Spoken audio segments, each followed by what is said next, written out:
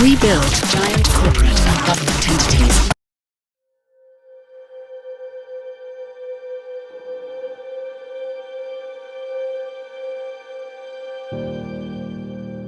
Advances in robotics and AI are starting to gain some real momentum.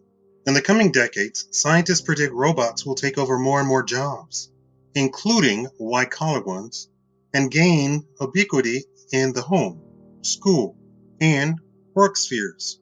Due to this, robotics and AI experts, social scientists, psychologists, and others are speculating that impact it will have on us and our world. Google and Oxford have teamed up to make a kill switch should AI initiate a robot apocalypse.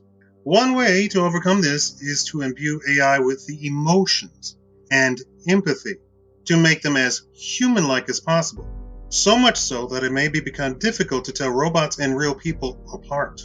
In this vein, scientists have wondered if it might be possible for a human to fall in love with a robot.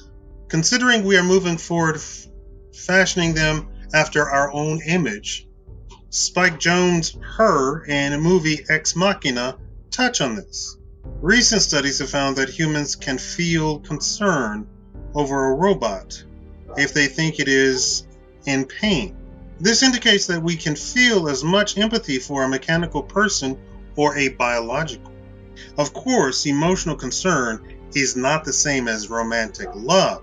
The thought of humans interacting with robots on a complex emotional level was first tested back in 1966. Back then, MIT professor Joseph Weizenbaum created a computer program called ELIZA, who took the role of a psychologist. It asked participating therapy-like questions to see how they would respond and interact with the program. People soon began treating ELIZA as if it were a living, breathing person. Though not as advanced as AI today, it did elicit in-depth responses. In fact, Weizenbaum soon found that subjects were more comfortable revealing intimate details to the program than they were to most people. Perhaps they did so knowing that ELIZA wouldn't judge. They're indicating that falling for a robot is possible. For instance, research shows that people with chit-chat via email, messenger, on the phone, or through text often feel a more intimate bond than those who chat face-to-face. The pressure is off, and so too might it be with a robot? Anyone who has found love complicated, basically all of us, has wished for a simpler relationship. And a robot, lover, may fit the bill. Still, AI is not at the level where it can make nuanced emotional responses of kids screaming at your doorway. Ever go on a date with someone who doesn't have any emotional or intellectual depth? It is such a turnoff. NYU psychologist Professor Gary Marcus says there are different kinds of love. Right now, we may find a relationship with a robot much like that of a dog and master, at least until their intellectual and emotional intelligence is up to snuff. Another stumbling block is whether or not the robot could love you back. Today, our mechanized counterparts can recognize human facial expressions and respond to them. This isn't the robot feeling the emotion itself or responding out of empathy, but merely out of programming. In human relationships, we may notice that one person loves more than the other, or contributes more, namely men. This is difficult in and of itself. When the discrepancy is apparent, we often consider one person using the other. You don't really love me, a jilted lover might claim. Since we have no way of instilling emotions and empathy in robots currently, we don't know if it will be possible. A synthetic human may become a good faker, but may in fact be incapable of loving you back. This knowledge that the machine is faking it, or that it is unable to authentically love, could bite the person, a worry that begins to bubble up more and more until it finally destroys the relationship. So, you may be able to love a robot, but some people may not be able to sustain it long term. For those who can be fulfilled by the fantasy, companies could make a suitable lover based on their own specifications. These would include both physical and personality traits.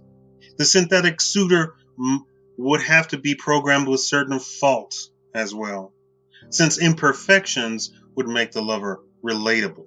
A perfect person can get on your nerves after a while, making your own faults seem pronounced.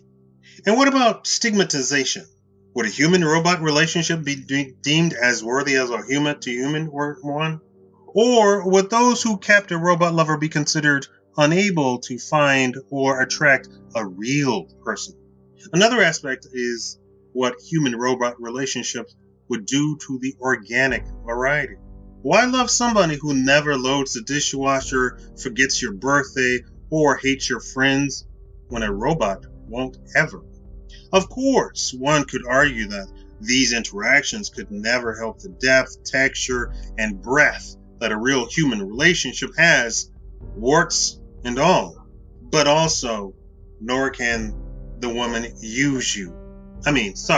Nor can the robot use you like women are currently using men. Most people today find that the idea of robot human love distasteful, but it could be worse than just merely offensive. Dr. Kathleen Richardson, a UK robotics ethicist, told the BBC that sex bots could seriously damage human relationships, to say nothing if a glorifying exploitation, whether it be that of a living being or no.